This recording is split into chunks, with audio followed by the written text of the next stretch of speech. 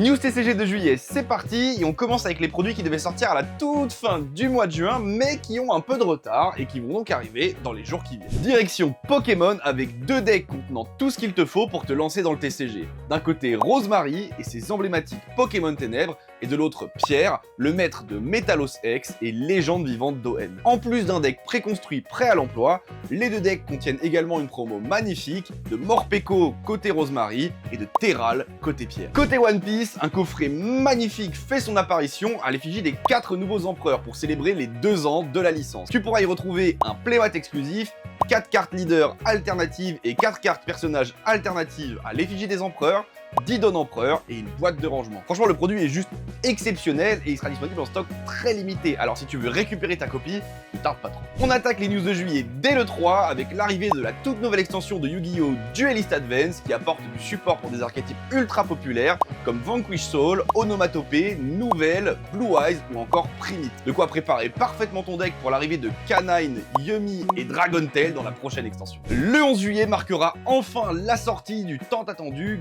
Gundam Card Game.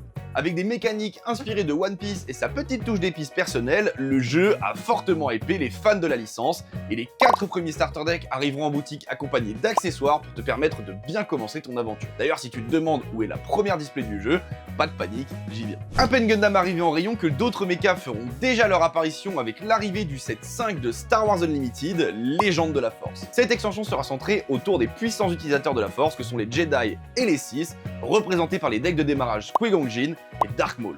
D'ailleurs, l'extension arrivera accompagnée des classiques boosters Carbonite Edition pour pouvoir mieux pimper ton deck. Et on termine cette grosse journée avec la sortie de l'Armory Deck Ira pour Flesh and Blood, un paquet préconstruit qui te permettra de faire tes premières armes avec un deck prêt à l'emploi. On passe au 18 juillet, date on ne peut plus importante pour les fans de Pokémon puisque c'est la sortie de l'extension EV10.5 Flamme Blanche et Foudre Noire à l'effigie de Zekrom et Reshiram, le duo de légendaires du Nice. Une collection où chaque produit sera disponible dans sa version blanche ou dans sa version noire pour 2 fois plus de hits à attraper. Je t'en parlais tout à l'heure, les starter decks de Gundam n'arriveront pas seuls puisqu'ils seront accompagnés dès le 25 juillet de la première display du jeu, GD01 New Type Racing. Tout petit mois côté One Piece puisqu'à part le coffret des 4 empereurs, le seul item qui sort en juillet sera le playmat exclusif Bandai Card Fest à l'effigie de Nami et Zeus. On termine avec Edge of Eternity, la nouvelle extension de Magic centrée sur l'hyperespace et les extraterrestres. Display de jeu, collector, commander deck et bundle sont au programme pour une exploration du vide qui s'annonce plus périlleuse que jamais. Ça y est, j'en ai terminé avec les news de juillet et si l'un de ces items a attiré ton attention,